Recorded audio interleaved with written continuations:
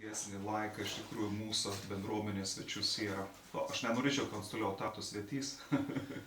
Mėškis gal toks ilgesnis tarps. Atsimenu, Roma to atvažiavo, kad ar mes šiek tiek kūrėmės, kažko čia mes vyrėm, kažko darėm. Gal galėjom įsiplės, gal ne, bet aš dėkoju Dievui, kad mes esam čia, kad čia žmogus irgi tarnau. Ir iš tikrųjų tai yra didžiulis palaiminimas. Ne tik, kad nauji žmonės suteikti, krikščionis, bet ir matyti tus žmonės, kurie ir tik, ir gyvent, ir dirb, ir tarnau, ir metą, ir 5, ir 10 metų. Ir iš tikrųjų Dievas gyvena amžinybėje, bet raštas mokint, kad sakė, mes ypatingai turime įsiklausyti į tus žmonės, kurie bėg ilgą bėgimą. Mūsų bėgimo dar netokie, bet jau.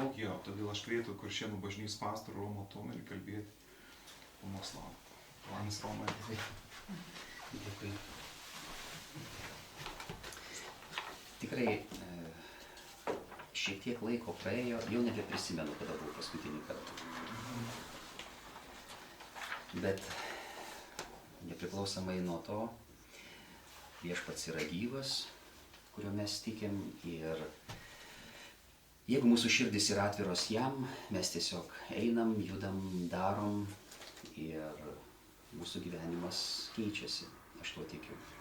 Galbūt prieš einant prie Dievo žodžio, šventojo rašto, trumpai dar pasimelskim draugė ir tada prieisim prie žodžio. Brangus Viešpatie, mes dėkojam už tavo malonę, dėkojam Dieve už tai, kad tu esi su mumis.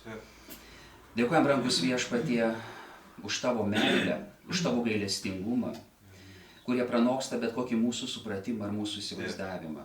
Brangus Viešpatie, mes lenkiamės. Dieve, te mūsų širdis būna atviro šį rytą, tam, kad išgirsti, tam, kad priimti, tam, kad vykdyti Dievo žodį. Brangus Viešpatie, meldžiu už kiekvieną esantį čia. Te kiekvieno širdis, kiekvieno siela trokšta tavęs, laukia tavęs ir sutinka tave, suranda tave. Taip, kaip tu, Viešpatie, mūsų radai. Dėkojam, brangus Viešpatie, Jėzaus vardu. Amen. Amen. Amen. Aš nemokėsiu tokią gražią kalbą kalbėti, kaip jūs kalbat.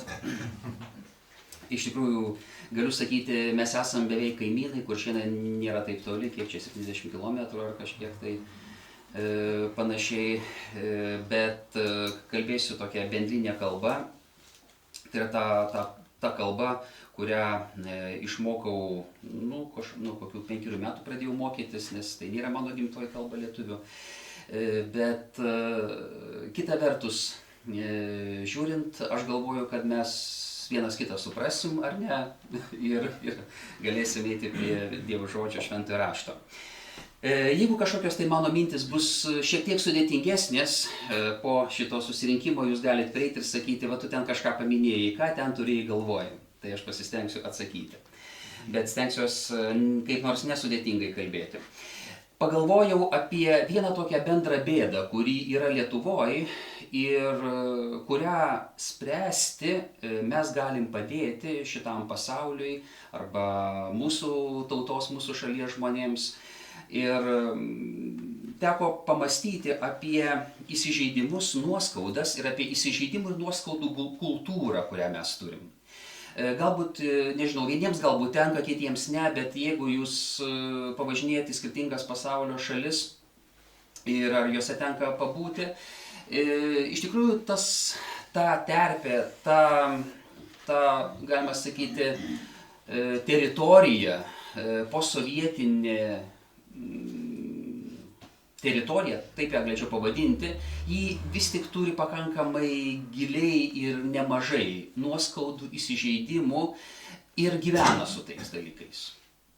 Dievas yra tas, kuris išlaisvina, jis yra tas, kuris išveda, kuris padeda mums pažiūrėti kitaip. Ar nieko prieš, jeigu tokią temą mes šiandien pakalbėsim? Nieko prieš, ar ne?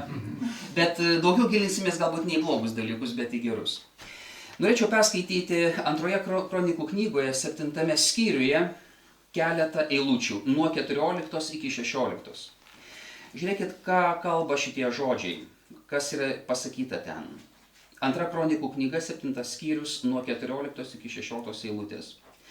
Jei mano tauta, kuri vadinasi mano vardu, nusižemins, melsis, ieškos mano veido ir atsisakys savo blogų kelių, aš išgirsiu danguje, atleisiu jos nuodėmes ir išgydysiu jų žemę. Mano akys ir ausis bus atviros maldai šioje vietoje, nes aš išsirinkau ir pašventinau šitos namus, kad juose amžinai būtų mano vardas, mano akys ir širdis ten bus visada. Iš tikrųjų, guodžiantis, įkvepiantis žodžiai. Jeigu mes savo širdim nusilenkiam prieš viešpatį, jeigu mes meldžiamės, užtariam, viešpats kažką daro. Ir nuo kur jis pradeda visų pirma? Jis pradeda nuo manęs. Jis pradeda nuo tavęs ir po to jis eina toliau. Bent man taip atrodo. Bent aš taip suprantu, žiūrėdamas į šitos žodžius. Ir iš tikrųjų, kartais mes, kaip tikinti žmonės, save nuvertinam, galvojam, galbūt mes menki, galbūt kažko tai negalim, galbūt kažko tai nesuprantam. Ir kartais nuvertinam per daug.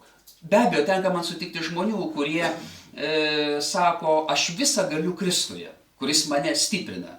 Žodžiai yra geri, bet kartais motyvas nebūna visai geras. Žmogus per daug rodo į save ir nors jis žino, kad reikia naudoti krikščionišką formuluotę, visą galiu tame, kuris mane stiprina, bet jis daugiau rodo į save ir sako, pažiūrėk, aš daug galiu. Vėl yra kitas kraštutinumas. Aš galvoju, kad jeigu mes norim laikyti savo širdį tyrą, švarę Dievo akivaizdoje, teisingus motyvus, mes sutiksim su tai žodžiais, kad aš visą galiu Kristuje, kuris mane stiprina. Bet būtent tokia formuluotė ir turėtų būti. Aš galiu Kristuje, kuris mane stiprina. Ir be abejo, pastiprina brolis ir sesuo, pastiprina bendruomenė, tikinti žmonės, artimi. Dabar grįžtant truputėlį prie istorinio konteksto, kuriame mes gyvenom, keletą tokių štrichų, keletą tokių bruožų.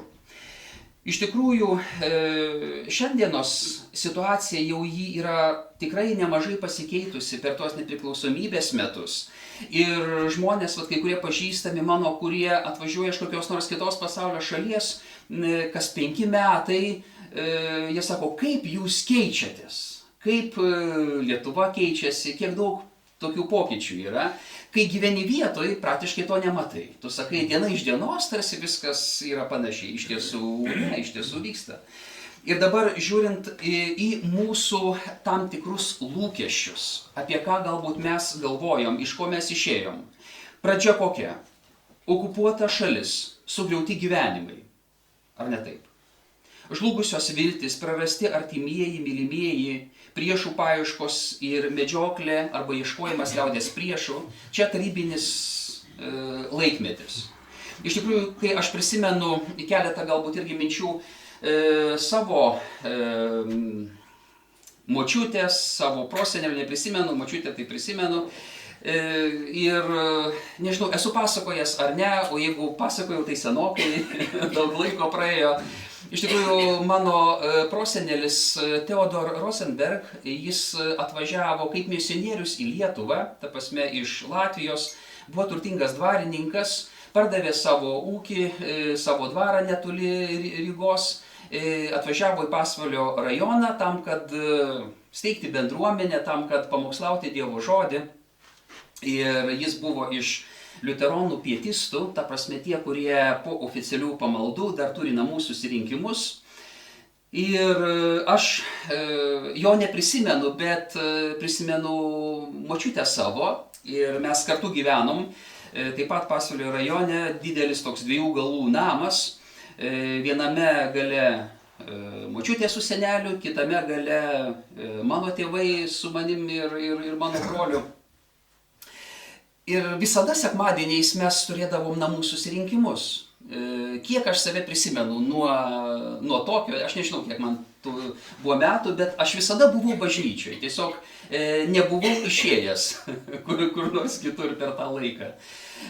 Ir kartą į mėnesį, kas antrą sekmadienį, kaip kada, vykdavo liuteronų pamaldo Žemelio bažnyčioje Joniškio rajone. Ten nuvažiuodavom, bet po to namuose visada turėdavom namų susirinkimus, kur dar ateidavo, netoli gyveno dar vienas sūnus arba mano tėvo brolis, su vaikais ir, kaip pasakyti, buvau pakankamai mažas, nors močiutė jį mokė skaityti nuo mažų dienų.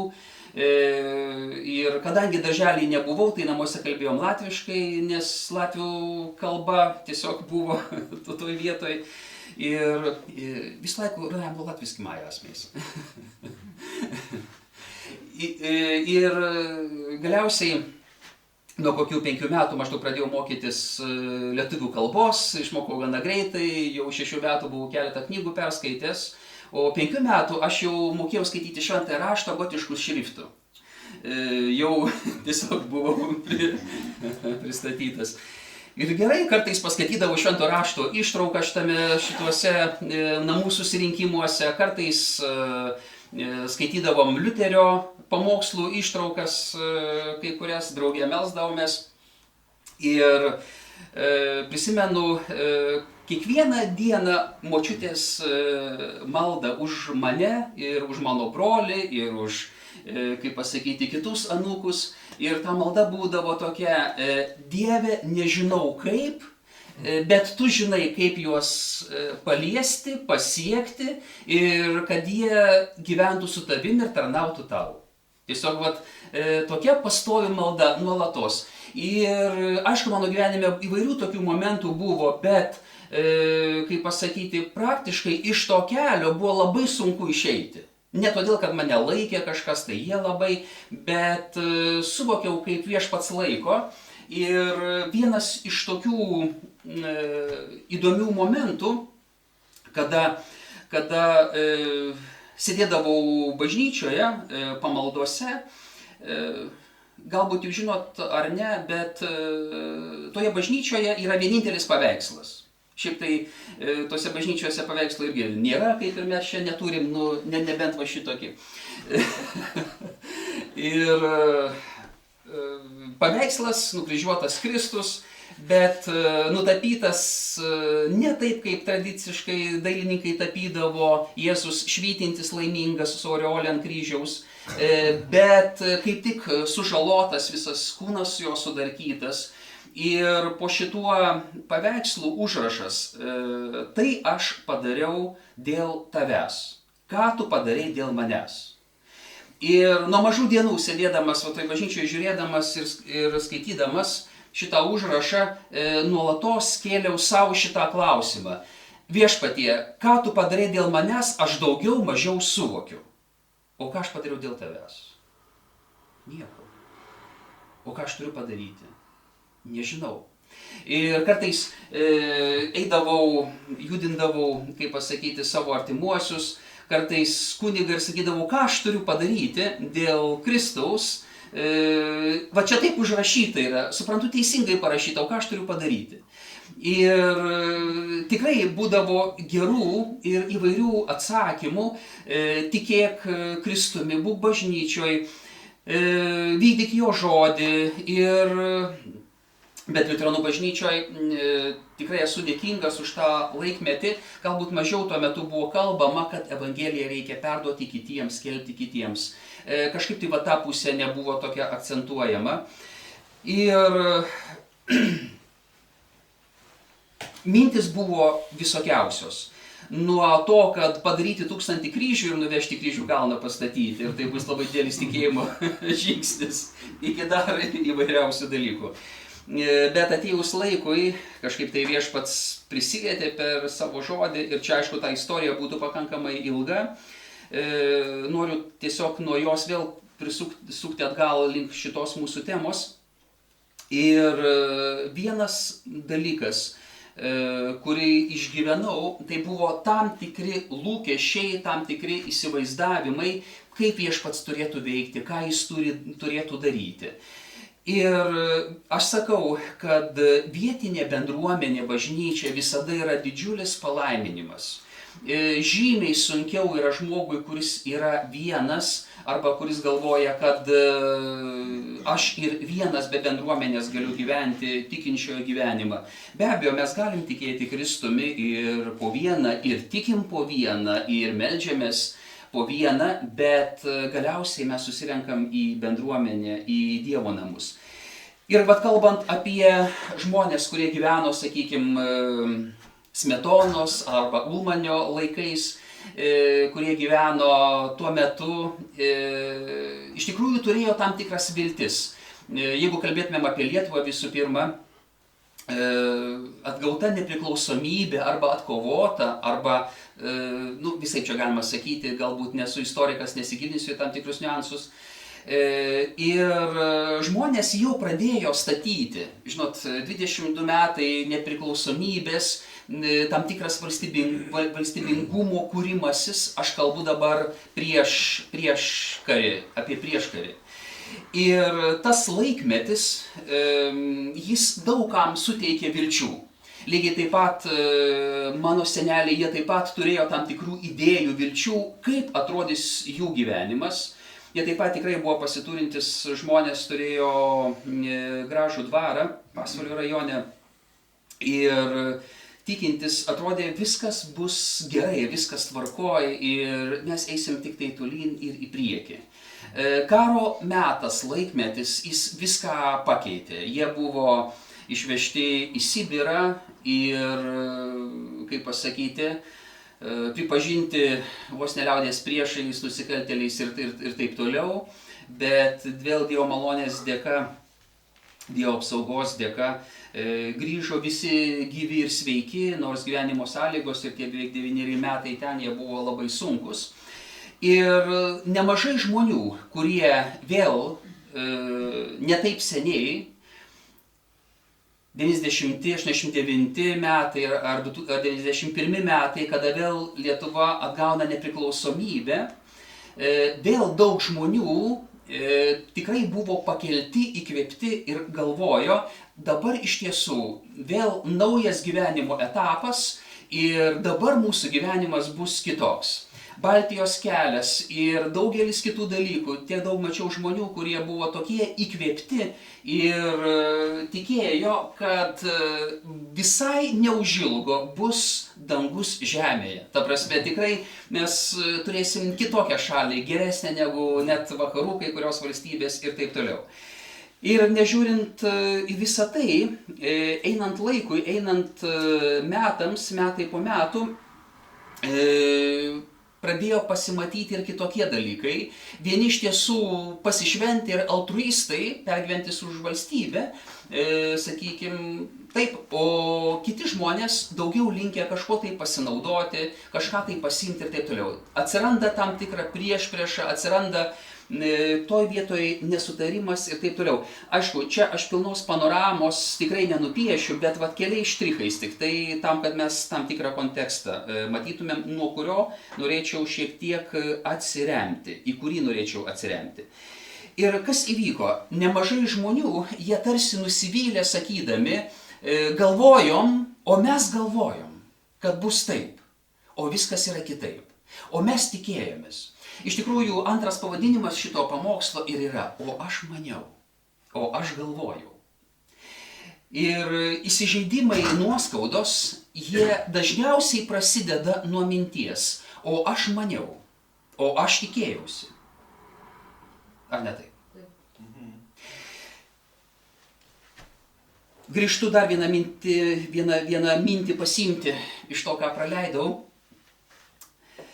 Iš tikrųjų, kada mes būnam įkvėpti kažkokių tai gerų dalykų, ar Dievas prie mūsų prisiliečia, mus įkvėpia, ar, sakykime, tautos patriotai žmonės buvo įkvėpti kažką tai daryti dėl valstybingumo, įkvėpimas, jis visada eina pradžioj. Čia yra tam tikras principas. Kai ateina įkvėpimas, kas turi eiti po įkvėpimo? Galbūt jūs kartais žinot. Kai ateina įkvėpimas kažką tai gero padaryti, kas turi eiti po to? Mes iš tikrųjų jau girdėjom. Po to turėtų eiti ir veiksmai atitinkami.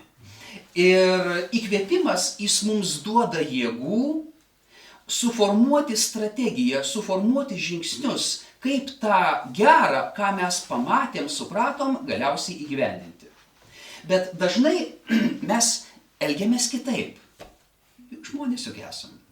Geras buvo įkvėpimas ir mes sakom, oi, koks buvo geras įkvėpimas, lauksiu naujo įkvėpimo, kaip pasakyti, kito, kuris irgi bus geras. Ir kartais mes laukiam impulsų, pasigėrim pačių impulsų, bet nepasinaudojam tuo, kam jis yra skirtas.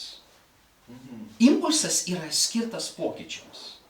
Impulsai, Dievo prisilietimas, Dievo aplankymas, jis yra skirtas tam, kad mumyse susiformuotų, galima sakyti, nauja tradicija, nauji įpročiai, naujas gyvenimas. Iš tikrųjų, gyvenimas su Dievu nėra vien tik Dievo gerumo, Dievo artumo išgyvenimas. Gyvenimas su Dievu kartais yra labai nelengvas kelias, labai sunkus darbai.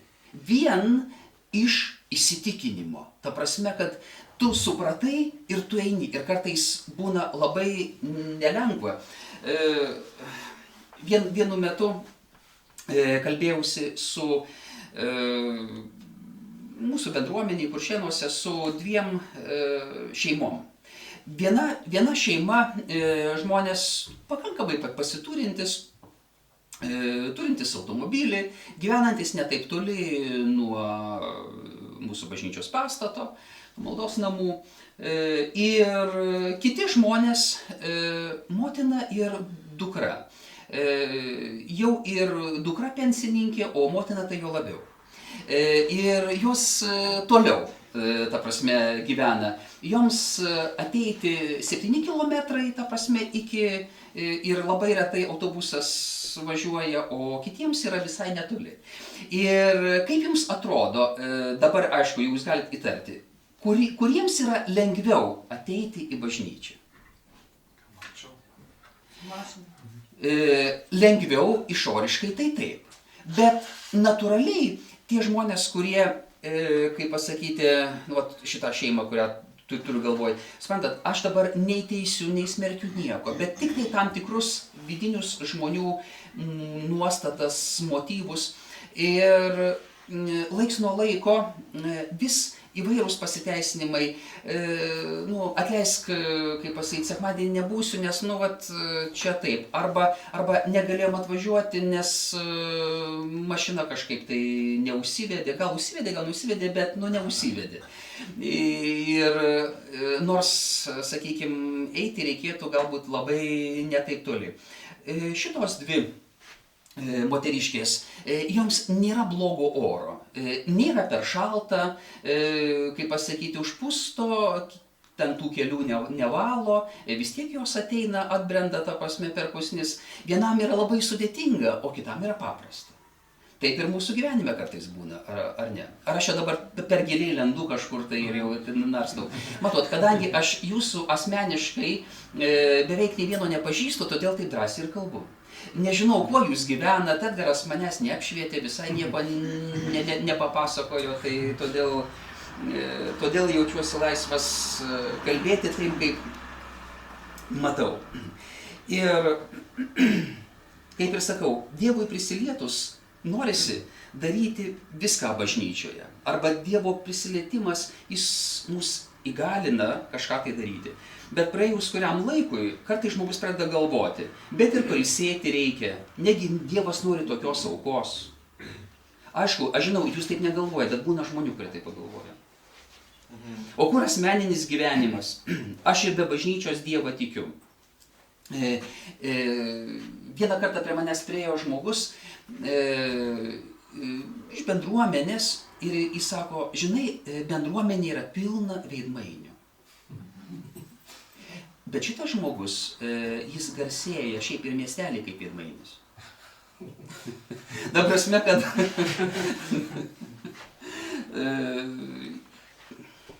būna taip, žmogus kartais per savo prizmę, arba jis turi problemą su šituo ir jis labai jau tada akivaizdžiai taip išsako. Klausimas, iš kur nuoskaudos, kaip jau ir sakiau, dažniausiai neįsipildė lūkesčiai. Kada žmogus kažko tai laukė, tikėjosi ir galiausiai taip neįvyko. Arba tarsi kažkas pažadėjo, arba atrodė, kad kažką tai žada ir kažko tai neišpildė. Iš tikrųjų mes esame visi žmonės ir be abejo su pažadais reikia atsargiai, bet Tik tai Dievas yra tas, kuris sugeba 100% pažadus išpildyti ir juos įvykdyti. O mes jau esam tokie, kad bent 1% ko gero nebus išpildytas, ką mes pažadam.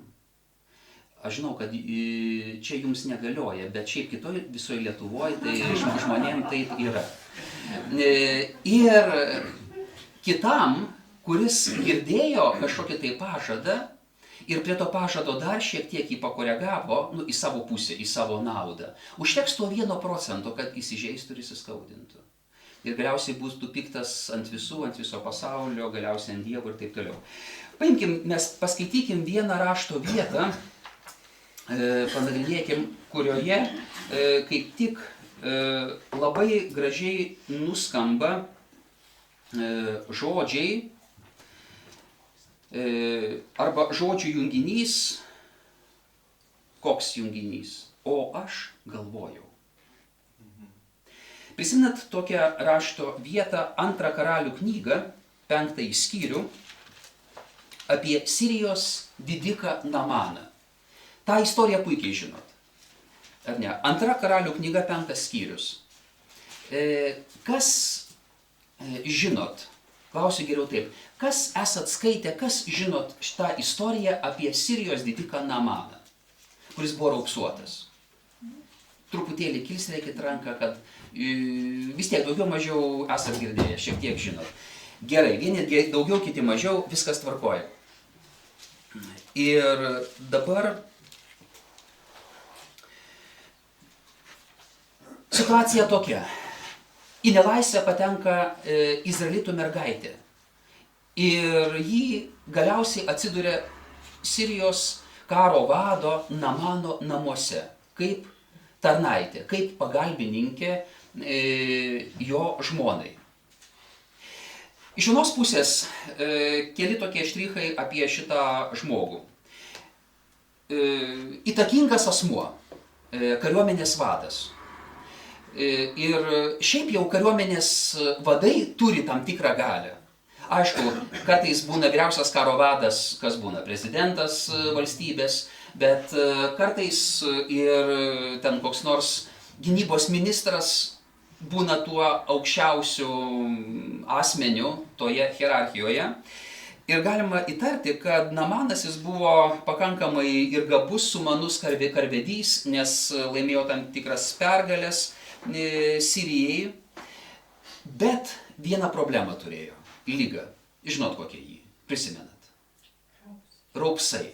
Ta prasme, jis sirgo raupsais. Dažniausiai būna toks dalykas, kada žmogus sveikas, gražus, turtingas, jam sekasi, dažniausiai žmogus būna toks labiau paviršutiniškas. Jam imponuoja išoriniai dalykai. Įvairūs gražus, brangus daiktai, valdžia, šlovė ir taip toliau. Bet jeigu žmogus turi kažkokią tai kitą problemą, dažną kartą jis labiau apie tai galvoja. Ir čia be abejo gali įsivaizduoti žmogus, kuris nuolatos yra dėmesio centre. Visi laikraščiai, televizija pastoviai jį rodo, dažniau, rečiau. Ir dabar kaip jam elgtis, kaip jam pasirodyti į viešumą, kai galbūt ir veidas sužalotas, subjaurotas šitos ligos. Esat šiek tiek girdėję apie raupsus. Iš tikrųjų trūksta oda ir veržiasi pūliai ir tiesiog žmogaus kūnas genda. Liga baisi, praktiškai nepagydoma. Ir aš nežinau, kaip jis į tuos priėjimus ateidavo, galbūt kokią nors kaukę užsidėdavo, dar kažką tai. Nežinau, čia yra tik tai interpretacijos. Bet žmogus viena vertus svarbus, gabus, kita vertus turi didelę problemą. Ir dabar šita mergaitė, žydų mergaitė, pamato galbūt savo šeimininką, dabartinį, ir jį, žinot, kaip būna kartais, aš nežinau, kokio jį buvo amžiaus, aš turiu namuose dar vieną tokį nedėlį vaikiną, šiaip turiu 3 sūnus. 19, 18 ir 6. Ta prasme, toks jų amžius. Kartais mažasis irgi žaidžia kažką tai ir pasako kokį nors sakinį. Ir ta prasme, supranti, kad tas sakinys nežinau, iš kur jis nukrito. Ar kažkaip jis jį kažkur tai girdėjo, ar viešpats prisilietė ir prakalbo per jį man, tai va, įvairių momentų gali būti. Ir čia dabar šita situacija, 5 skyrius nuo 3 eilutės. 2 Karalių knyga, 5 skyrius nuo 3 eilutės. Kartą jį tarė savo šeimininkiai, tai yra šita mergaitė. Jei mano valdovas būtų Samarijoje, tai pranašas pagydytų jį nuo raupsų. Ta mergaitė sako, problemų nėra. Problema yra tik tai ta, kad mes esam Sirijoje, o ne Samarijoje. Jeigu visa tai būtų Samarijoje, viskas spręstųsi kitaip. Atėjęs ir įsivaizduokit, vat, mergaitė pasako, galbūt jie išbandė vyriausius gydytojus, dažniausiai tai būna. Išbando visus variantus žmonės, o ypač turtingi žmonės, savo gali leisti net ir mėnulį nuskristi, jeigu ten išgydymas bus. Bet tuo momentu dar arkliai tiek toli nesugebėjo, kaip pasakyti, nukeliauti. Galiausiai, matot, po šitos eilutės 3, kurią mes perskaitėm, ką pasako mergaitė, mes nematom pasakojimo išplėsto. Kaip tą mintį pagavo Namano žmona, kaip jį bėgo jam pasakyti. Mes 4 eilutė iš karto atėjęs pas savo valdovą. Sirijos didikas iš karto eina pas savo valdovą. Nežinau, kas ten vyko namuose. Matyt, dar viena viltis, dar viena tokia vilties kibirkštis įsižiebė ir jau prasideda veiksmas. Dabar žiūrėkit, šitas didikas, kuris galvoja, kad Samarijoje, matyt, yra pranašas, yra žmogus, kuris gali jį išgydyti. Vienas dalykas, santykiai nebuvo per geriausi tarp Izraelio ir Sirijos, tarp, sakykime, Sirijos ir Samarijos, kurį, kaip pasakyti, tuo metu buvo ne jų, sakykime, sudėty. Namanas pasakė, atėjęs pas valdovą. Namanas pasakė, ką mergaitė iš Izraelio kalbėjo jo žmonai. Sirijos karalius jam tarė, gerai, matot, geras karalius, viskas tvarkoja, gerai, eik, o aš pasiūsiu Izraelio karaliui laišką, jis pasiėmė 10 talentų sidabro, 6000 šekelių aukso, 10 išeiginių drabužių ir išėjo. Jis nunešė Izraelio karaliui laišką, kuriame buvo parašyta. Kitos šalies karo, sakykime, arba, sakykime, karo vadas, krašto apsaugos ar kariuomenės vadas ateina, atvažiuoja į kitą valstybę, pas prezidentą, pas karalių ir sako tokius žodžius. Kartu su šituo laišku siunčiu pas tave, tam laiške parašyta. Siunčiu savo tarną Namaną, kad jį pagydytum nuo raupsų. Ar reikia dar truputėlį pakomentuoti tą situaciją? Vienos šalies karalius, jo karo vadas, Izraelio karalius. Karo vadas atvyksta su laišku nuo Sirijos karaliaus, su laišku, tame laiške parašyta, atsiunčiu tau savo karo vadą, išgydyk jį. Gerai, ar ne? Kokia reakcija? Ir žiūrėkit, kokia Izraelio karaliaus reakcija? 7 eilutė. Izraelio karalius, perskaitęs laišką, perplėšė savo drabužius ir tarė, argi aš Dievas, kad gyvybė ir mirtis būtų mano rankose. Jis siunčia pas mane, kad pagydyčiau vyrą nuo raupsų. Pagalvokite ir matykite, kaip jis ieško priekabių prie manęs. Dabar klausimas, kas ieškojo priekabių? Gerai, viskas, ačiū. Kas ieškojo priekabių? Siras Namanas, Sirijos didikas, priekabių neieško. Jam reikia išgydymo. Jis tikisi, kad jis bus priimtas ir bus išgydytas. Sirijos karalius priekabių neieško. Jam rūpi jo tarno išgydymas, sveikata, ir jis ten nežino visų smulkmenų, kaip ten viskas vyksta. Jis tik tai gavo dalinę informaciją, jis irgi nori gero. Sirijos didikas Namanas nori gero. Sirijos karalius nori gero. Ar jie blogo nori? Nenori blogo. Jie tikisi, kad viskas kažkaip įsispręs. Dabar už to nėra jokių blogų motyvų. Bet Izraelio karalius supranta kitaip. O kodėl jis supranta kitaip? Tokių situacijų nebūna. Šiaip niekas taip nesielgia, ar ne? Ir kadangi jis negali suprasti, kas čia vyksta, ką jis daro, jis iš karto naudoja tuos savo supratimo modelius, kokius galbūt jis yra girdėjęs, matęs. Vat, ateina su nepagristais reikalavimais. Skaitam toliau. 8 eilutė. Dievo vyras Eliziejus, išgirdęs, kad Izraelio karalius perplėšė savo drabužius, siuntė pas karalių, sakydamas, kodėl perplėšiai savo drabužius? Tegul jis ateina pas mane ir jis sužinos, kad Izraelyje yra pranašas. Jo, šitoje vietoje jau Dievo žmogus įsikiša, nes mato, ten tarpusavy nesusikalbės. Greičiausias variantas, kas gali būti, tai karas tarp Sirijos ir Izraelio. Nes nesusišneka vieni su kitais ir tikisi neaišku ko. Ir kitas momentas, ką mes matom šitos žodžius pasakytus, kad Izraelyje yra pranašas. Iš tikrųjų, sirams nelabai aišku, koks tas Dievas, Izraelio Dievas, gyvas Dievas. Ir šituo atveju, jeigu mes žiūrėtumėm į Eliziejų, kuris sako šitos žodžius, jis buvo pakankamai nuolankus žmogus. Mes iš kitų situacijų matom, bet dabar laiko stokos prie to mes nepreisim.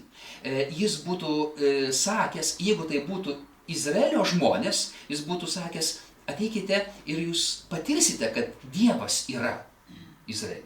Bet šiuo atveju, kadangi neaišku jiems koks tas Dievas, tada sako, jūs pamatysit pranašą. Per mano tarnystę pamatysit ir suprasit apie gyvąjį Dievą. Dabar toliau. Namanas atvyko su žirgais bei vežimais ir sustojo prie Eliziejaus namų durų. Jeigu galima, šiek tiek paimprovizuosiu. Atvažiuoja kotežas juodų automobilių su valstybinėm Sirijos vėliavom, kaip pasakyti, ir galvoja, kad dabar jau jie sustos prie pranašo rūmų ir kaip maždaug turėtų vykti dabar šito Sirijos Namano išgydymas. Galimi keli variantai, bet vienas iš jų turėtų būti toks, kad sustoja, aišku, aš truputėlį improvizuoju, suprantat, ten automobilių dar nebuvo, tuo metu žirgais. Bet aš bandau pritraukti prie mūsų dienų, kad mes tą vaizdą kažkiek tai pamatytumėm. Išlipa, sakykime, antras galbūt žmogus po karaliaus. Turėtų būti nutiestas raudonas kilimas. Turėtų kažkas tai iš aukšto rango pareigūnų jį pasitikti ir jį nuvesti, arba iš tikrųjų galėtų pats ir pranašas atbėgti iki jo, nusilenkti ir pasakyti, vat čia dabar yra paruošta speciali vieta, kurioje vyks iškilmingos išgydymo, kaip čia pasakyti, pamaldos prašau? Arba ceremonija visa.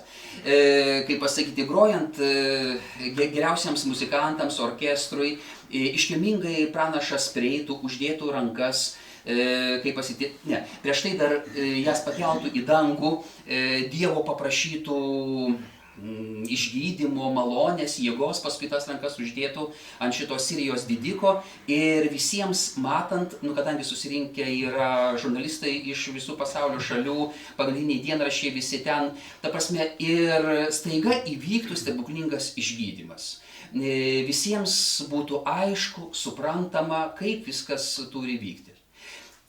Sirijos didikas Namanas galvojo, ta prasme, jis tikėjosi, kad taip turi viskas atrodyti. Ar ne taip turėtų būti? Ir mūsų gyvenime, Dieve, taip viskas turi būti. Taip. Turi tam tikrą tokią tvarką galbūt turėti. Eliziejus siuntė pas Namaną savo tarną. Įdomiausia yra tai, privažiavo, o ten matyt kažkoks tai namukas, aš nežinau, koks jų buvo adresas, galbūt telšių 20, nežinau. Ir net nesiteikė, aš atleiskit, aš truputėlį juokauju, improvizuoju, ir net nesiteikė Eliziejus išeiti, bet savo tarną nusiuntė, nes matot, Eliziejui tai yra eilinis įvykis. Tiesiog tų įvykių daug yra, tai čia vienas iš jų. Ir Eliziejui, ar ten, sakykime, atvažiavo daug tų juodų automobilių tamsintais stiklais, ar ten su, sakykime, dviračiu privažiavo, koks skirtumas jam? Ne tai apsprendžia. Ir galiausiai Eliziejus pasiuntė pas Namaną savo tarną sakydamas, eik ir apsiplauk 7 kartus Jordane, tavo kūnas atsinaujins ir bus švarus. Pasakyta, ką reikia padaryti. Namanas supyko ir nuėjo sakydamas. Kas turite šventąjį raštą, jūs man perskaitykite, kaip dabar skamba šitie žodžiai, kuriuos pasakė Namanas. Kad mano krašte yra daug Ne. šlovės. Būtent kokie žodžiai čia yra pasakyti. Namanas, 11 eilutė, Namanas supyko ir nuėjo sakydamas. Aš galvojau, Jo. kad jis išeis, atsistos, šauksis viešpatį Jo. savo Dievo Jo, vardą. ačiū. uždės ranką. Jo, kokie tie 2 pirmieji žodžiai, o aš galvojau. Matot, ir vat nuo šito prasideda, nuo žodžių aš galvojau. O angliškam variantui sakant, mažų mažiausia aš galvoju, kad jis išeis. Čia minimumas. Jo. Tai vat, matot, bet įvyko ne pagal jį, ar ne? Ir toj vietoj, kai ne pagal jį, kas prasideda? Įsižeidė, įsiskaudino. Ir toliau koks tekstas. Vat, kaip mes vat, ir girdėjom, kas buvo perskaityta. Išeis, atsistos, šauksis viešpaties savo Dievo vardo, uždės ranką ant ropsuotų vietų ir taip pagydys nuo ropsų.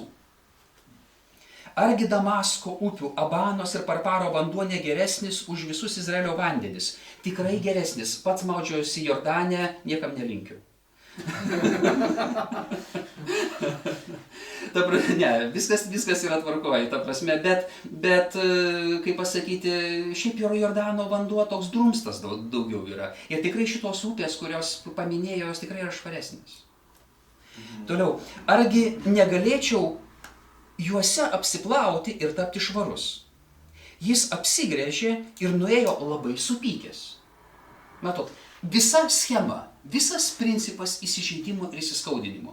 Ir dabar, ar pagristai, ar teisingai įsižeidžia Namanas?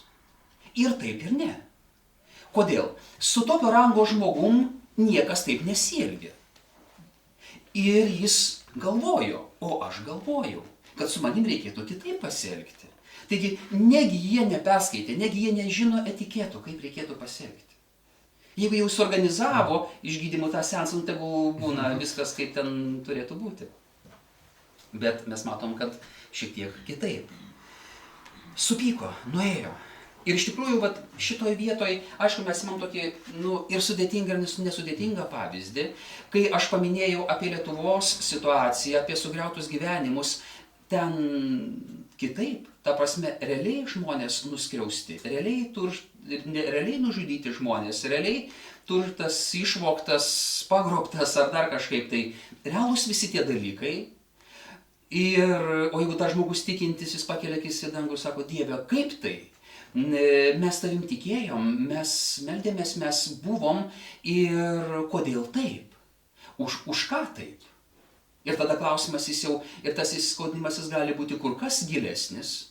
Jeigu mes nesakom, viešpatie, tu esi tas, tu ir duodi, tu ir paimi, arba Dieve, mes neprisirišam prie šitų išorinių dalykų. Svarbiausia dovana, svarbiausias turtas, kurį turim, yra amžinas gyvenimas. Tikėjimas tavim. Vat tie dalykai yra stabilus nuo pradžios iki galo. Toliau. Žiūrėkit, kas toliau vyksta. Bet jo tarnai priartėję jam kalbėjo. Gerai, kad tarnai išdrįso prieiti ir kalbėti. Matot, tarnai šiuo atveju, jie skirtingose padėtyse. Galbūt kažkam viršininkai yra tie tarnai, bet kažkam tai prie kažką tai jie turi nusilenkti. Ir jiems gal tai yra paprasčiau. Jiems tas pasakymas nebuvo toks neįveikiamas. Ir žiūrėkit, ką jie sako. Jei pranašas tau būtų įsakęs atlikti kokį didelį dalyką, argi nebūtum daręs? pavyzdžiui, kokį nors Panamos kanalą iškasti. Siras Namanas būtų sakęs, viskas tvarkoja, staigiai suorganizuoja. Arba būtų išėjęs Eliziejus ir sakęs, atsivežė 10 talentų sidabro, 6000 šekelių aukso, tu ką? Tu galvoji, kad tai pigiai išgydymas kainuoja? Nu bent 10 kartų daugiau reikėtų. Tai tada Sirnamanui atrodytų, nu taip, čia yra verta, taip, čia yra suprantama. O dabar, nueik į tą purviną upelį, įsimaudyk ir viskas bus tvarkoja. Negali būti tokie, sakykime, svarbus dalykai taip paprastai. Viskas turi būti sudėtingiau, ar ne? Nu, ar nesutinka? Nu, sudėtingiau reikia, kad viskas būtų. Kai sudėtingiau, tada atrodytų, kad kažką tai jau padarai. Tuo labiau, argi nebūtum tai daręs, tuo labiau, kai jis sakė, apsiplauk ir būsi švarus. Jis nuėjo prie Jordano, ir čia šitoje vietoje mes matom tą vidinę kovą, tam tikra padėtis, tam tikras įsivaizdavimas ir iš kitos pusės širdies nuolankumas. Aš nekalbu dabar apie įvairiausias kvailystės, kai kartais žmonės Dievo vardu tikrai įvairiausius kvailus dalykus daro ir tikrai nesuprasti dėl ko. Kažkam pasirodė, kažką pasakė, kitas pagavo ir taip toliau. Ne apie tai kalbu. Aš kalbu apie pilno proto žmonės, ta prasme, kurie tikrai suvokia, kas yra daroma. Ir vis tik tas vidinis skausmas ir ta problema padeda jam nusižeminti ir nusilenkti. Ir jis galiausiai tą padaro. Jis nuėjo prie Jordano ir pasinėrė jame 7 kartus, kaip Dievo vyras buvo liepęs. Jo kūnas pasidarė kaip mažo vaiko ir jis tapo švarus. Ir mes pamatom šitoje vietoje, kaip tai suveikia. Galiausiai tas širdies nuolankumas jį tarsi išlaisvina. Ir be abejo su tuo ateina išgydymas. Jis ir visi jo palydovai sugrįžo pas Dievo vyrą, atsistojęs prieš pranašą jis tarė, dabar tikrai žinau, kad niekur kitur žemėje nėra Dievo, tik Izraelyje. Prašau, priimk dovaną iš savo tarno. Ir čia mes matom, kad Eliziejus nepriima, jis sako, viskas tvarkoja, eik namo ir nei tu mane praturtinsi, nei aš esu skurdžius, nei ten dar kažkaip tai, nei man reikia ir taip toliau. Ir tiesiog jis išėjo. Bet šalia jo, irgi dar labai tokį mažą štriką pažiūrėkim, bet šalia Eliziejaus buvo dar vienas toks žmogelis. Iš tikrųjų, mes karalių knygose, o galbūt ne karalių, galbūt metraščių knygose, mes šiaip pagal viską turėjom skaityti apie dar vieną didį Dievo vyrą. Žinau, koks jo vardas? Gehazis. Čia mano interpretacija. Jis buvo šalia Eliziejaus, lygiai taip pat kaip Eliziejus savo metu buvo šalia Elijo. Ir dabar jo mokinys, kuris buvo kartu su juo, Gehazis, jis matė Eliziejaus gyvenimo būdą, matė nuostatas ir geresnio mokytojo, ko gero, negalėjo būti. Bet jo širdelėje kažkas tai vyko kitaip. Ir dabar jis matė, kad pinigų kaip visada trūksta. Kada bažnyčiai buvo pinigų per daug? Galit pasakyti? Visada minčių, idėjų, ką nuveikti, visada yra daugiau, negu galbūt mūsų tos galimybės leidžia. Ar, sakykime,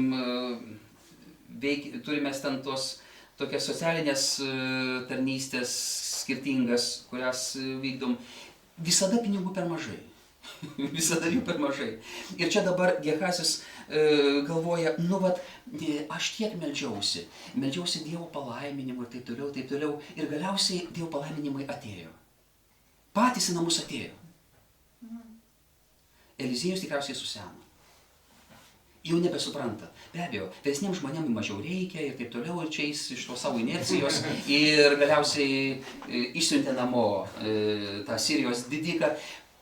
Pats Dievo palaiminimas atėjo į namus. Ar ne taip? Taip. Aš sakyčiau klaustukas.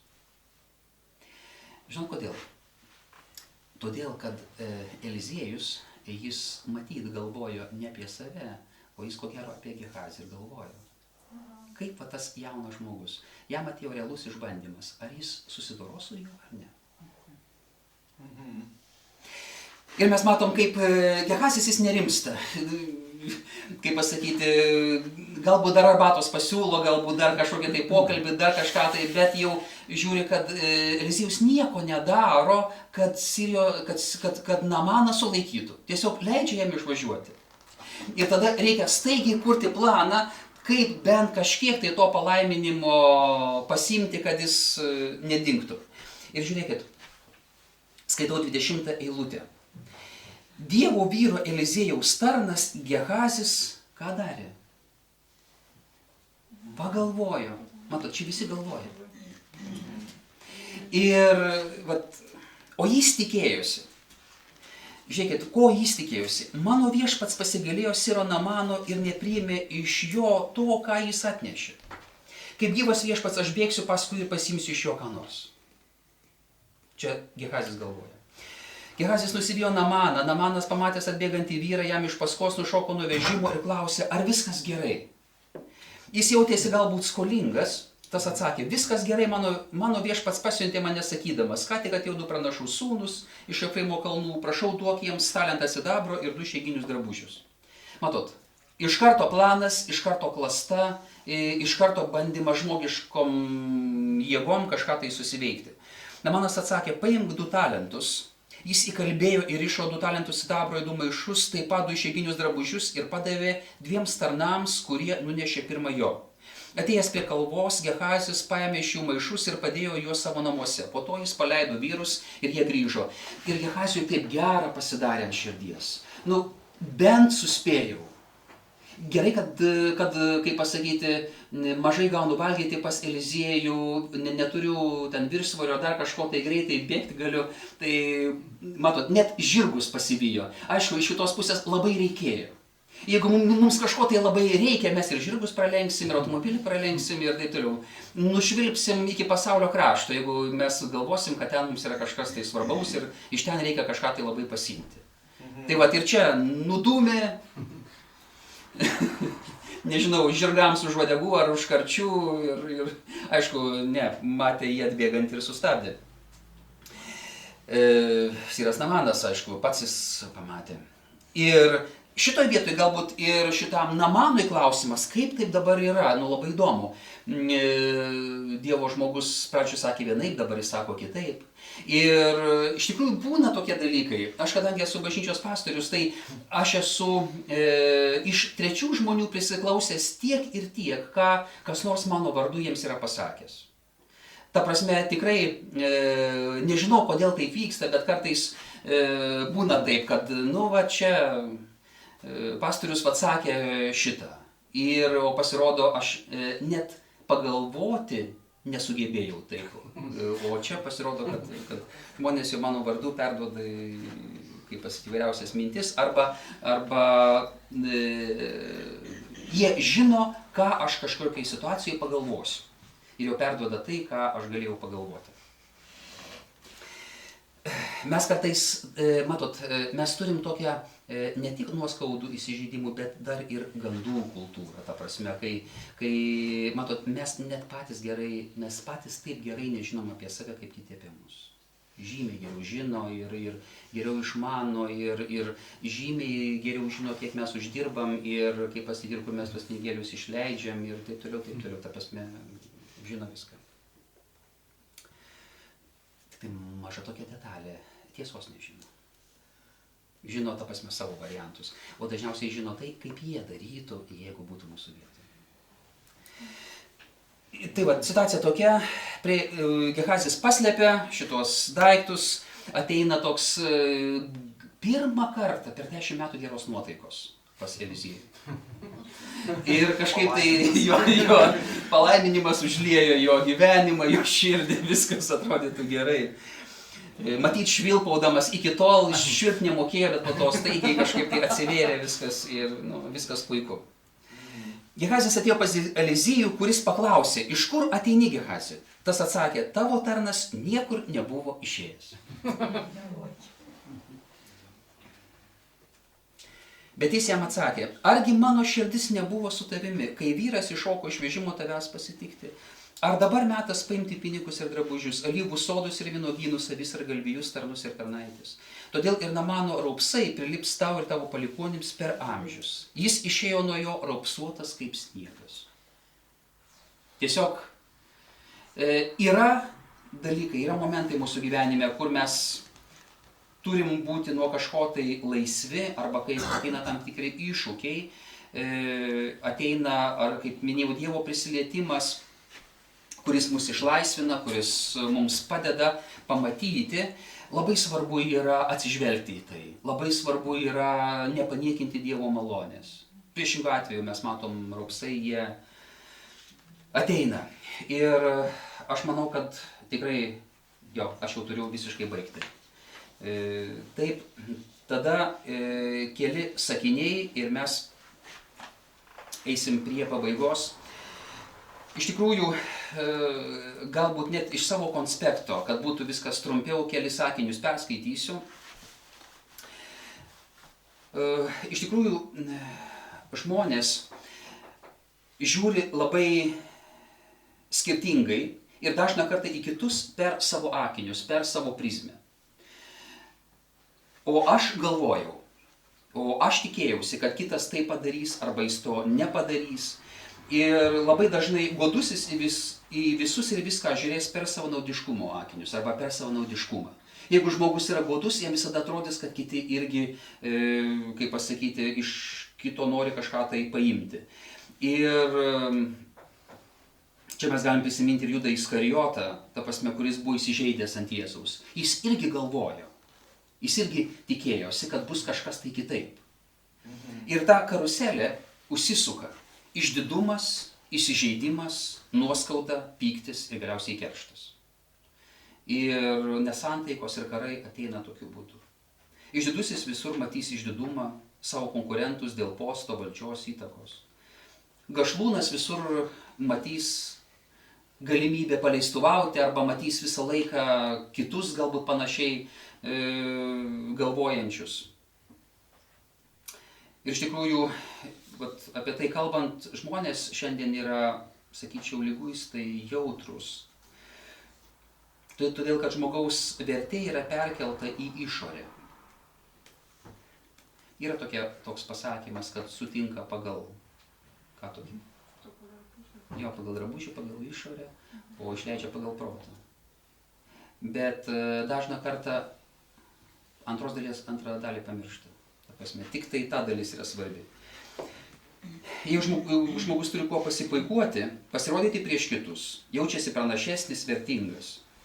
Jeigu neturi, tūno įsiskaudinės kažkur kamputyje ir laukia savo valandos, kada galės į sceną išeiti. Vat jeigu jau mano valanda, tada išeinu į sceną. Arba smerkia, teisė, kritikuoja visus kitus. Bet iš tikrųjų mūsų vertė mažai priklauso nuo to, ką mes darom. Iš tikrųjų, jeigu esam tikintis žmonės, mes jau esam žmonės ir jau esam Dievo vaikai. Prie šitos vertės nieko nebeįmanoma pridėti. Tai yra maksimali vertė. Ar ne taip? Maksimali vertė. Be Kristaus žmogaus pilnai vertėjai trūksta Kristaus. Jeigu Kristus yra, žmogaus vertė yra pilna. Ir tada tu tai suvokdamas, o ką aš dabar galiu padaryti? Dėl bendruomenės, dėl miesto, dėl kažką tai įsijungia, kaip pasakyti, naujas žvilgsnis, požiūris, kad man nebereikia prie savęs kažko tai pridėti. Aš galiu atiduoti, aš galiu tarnauti, aš galiu melstis, aš galiu pridėti. Ateikit pas pastorių, sakykit, ką aš galiu padaryti. Padarysiu bet ką. ir taip toliau.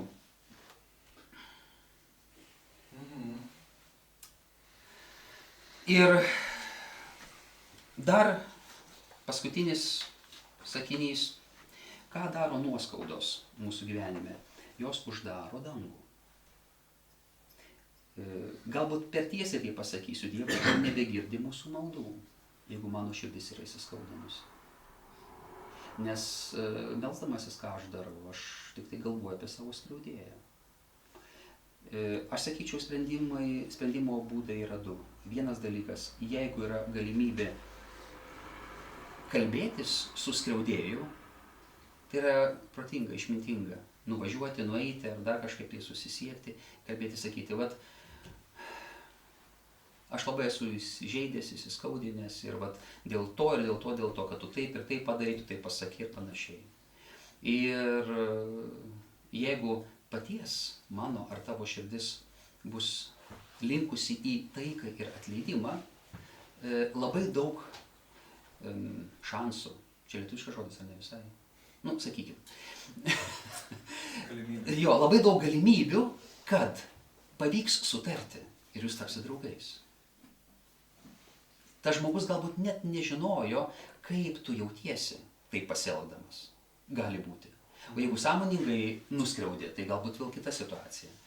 Aš sakyčiau taip, vienas variantas yra eiti į kontaktą, kalbėtis, išsiaiškinti, kitas variantas yra tiesiog atleisti.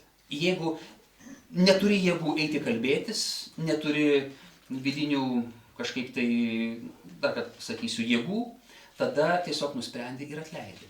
Atleidi savo skriaudėjui. Ir ta situacija daugiau mažiau tada įsisprendžia. Kartais atleisti nėra lengva. Tenka pasikalbėti su dvasiniu vadovu, su pastorium ar su kitų tikinčių, sakykime, žmogum. Tarsi tokia kaip išpažinti tam, kad matytum, kaip toliau kokius žingsnius daryti. Bet Dievas yra tas, kuris tai įsprendžia. Ir aš galvoju, kad nuo tos eilutės, nuo tų eilučių antros kronikų knygos, nuo ko mes pradėjom, aš manau, kad čia yra sprendimas. Dievas yra tas, kuris mūsų tautą gali išgydyti. Ir iš tikrųjų jis gydo nuo įsiskaudinimo, nuo įsižeidimo. Nes su tuo kartu eina ir pavydas, ir kiti dalykai.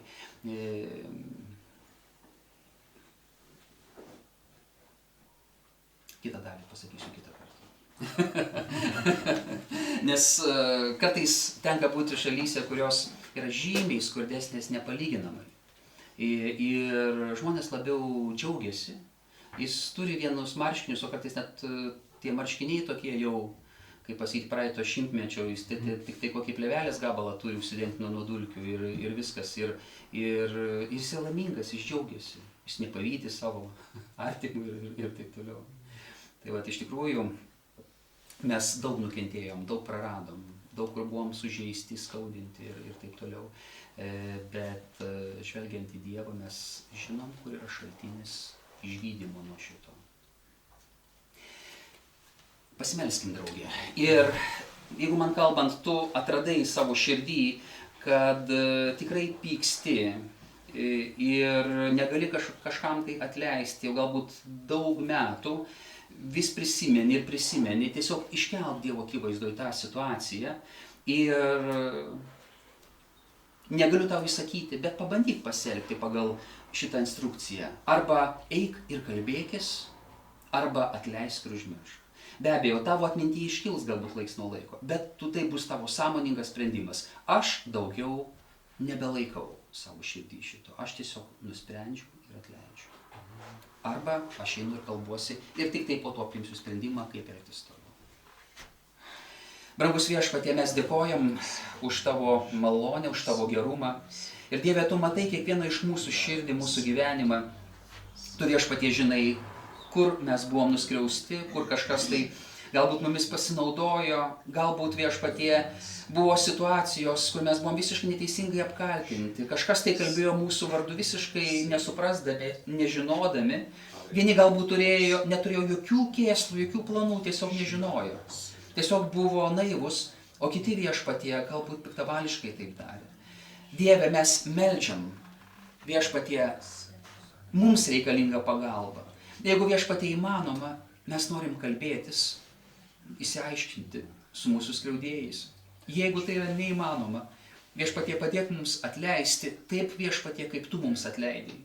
Ir kalbėdamas apie atleidimą, Viešpatie, tu nesiūlei jo kaip galimybės, kaip kažkokio tai vieno iš variantų, bet, Viešpatie, tu tiesiog įsakai, kad mes atleistumėm. Tai yra tavo įsakymas, o ne mūsų pasirinkimas tik tai.